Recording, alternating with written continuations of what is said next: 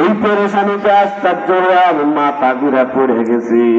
আল্লাহর কাছে জিজ্ঞাসা করার পরে আমার আল্লাহ কয়, ও দাউদ, কোন পেরেশানি করার কোনো কারণ নাই, সে জামানার উম্মতেরও বানিয়েছি আমি আল্লাহ, নাজাতের ব্যবস্থাও করব আমি আল্লাহ।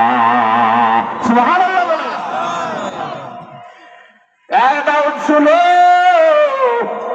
এত বড় বড় মিজানের পাল্লাতে দেখো, উম্মতে মুহাম্মাদী শেষ জামানার উম্মতেরা একটা ওয়ালা অভিষেককৃত আমার আতিম খেজুরের একটা আটিও যদি লিল্লাহ একমাত্র আমি আল্লাহরে পাওয়ার জন্য, আমি আল্লাহর প্রেম নিয়া একটা খেজুরের আটিও যদি আল্লাহর রাস্তায় দান করতে পারে, ওই খেজুরের আটিটাকে কিয়ামতের ময়দানে এক পাল্লায় চড়ায় দেওয়া হবে, আর সাত আসমান জমিন আর তার সমস্ত গুনাহ আরেক পাল্লায় যদি চড়ায় দেওয়া হয়, আল্লাহ আমার আল্লাহ বলেন ওই খেজুরের আটির ইখলাস পূর্ণ আল্লাহর জন্য যে খেজুরের আটি দান করেছে, ওই বীজের পাল্লা ভারী হয়ে যাবে।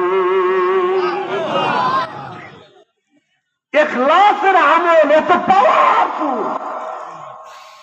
আল্লাহকে যদি দেখতে হয়, নবীর সাথে যদি জান্নাতে দেখতে হয়, তাহলে আল্লাহর নবীর সাথে জান্নাতে যেতে হলে, আল্লাহকে দেখতে হলে ঈমান আমলের সাথে সাথে ভালো আমল করার দরকার আছে না নাই? নামাজ পড়ার দরকার আছে না নাই? রোজা করার দরকার আছে না নাই? ঘরের আম্মা জানারা, আমি বেশি সময় আর নেব না। জান্নাতে যাওয়া বড় কঠিন, অনেক আমল করা লাগে, কিন্তু বিডি মানসির জান্নাতে যাওয়া বড় সহজ। নবী আমার বলেন যে ঘরের আম্মা জানেরা মাত্র 4 কাজ করবে। কয় কাজ? সবাই জোরে বলেন, কয় কাজ? 4 কাজ করবে। আলমারাতু যা সাল্লাত খামসা ওয়া সাদাত শারাহা ওয়া তাআত বালাহা ওয়া সারাত ফারজাহা তাদখুলুল জান্নাতা বিআই বাবিন তাসা। নবী আমার বলেন যেই ঘরের আম্মা জানেরা 4 কাজ করবে, 5 বেলার নামাজ পড়বে, বছরে 1 মাস রমজানের রোজা রাখবে, 3 নম্বর স্বামীর সেবা যত্ন খেদমত করবে, 4 নম্বর পর্দা পুশিদা করে চলবে। কয়টা? জোরে বলেন, কয়টা? 1 নম্বরে 5 বেলার নামাজ, 2 নম্বরে বছরে 1 মাস রোজা রাখা, 3 নম্বর স্বামীর খেদমত। কার খেদমত? স্বামীর খেদমত। আর 4 নম্বর পর্দা পুশিদা।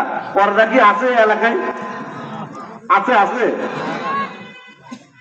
সবচেয়ে বড় পর্দা হলো বেগানা যখন চলে আসবে চক্ষুটারে নামায় ফেলা, এটা হলো সবচেয়ে বড় পর্দা। কি কথা বলেন, ঠিক না ঠিক? তাহলে আমরা নিজেকে যদি আপনি পর নারীর থেকে নিজের চক্ষুটারে হেফাজত করতে পারেন, একবার হঠাৎ করে মনটা পড়ে নজরটা পড়ে গেছে, দ্বিতীয়বার আর তাকান নাই, মন নষ্ট চাইছে কিন্তু আপনি তাকান নাই, না ওটা দেখা যাবে না, আল্লাহ নিষেধ করছে। ওটার ভিতরে যা আছে আমার বাড়ির ওয়াইফের ভিতরে তা আছে।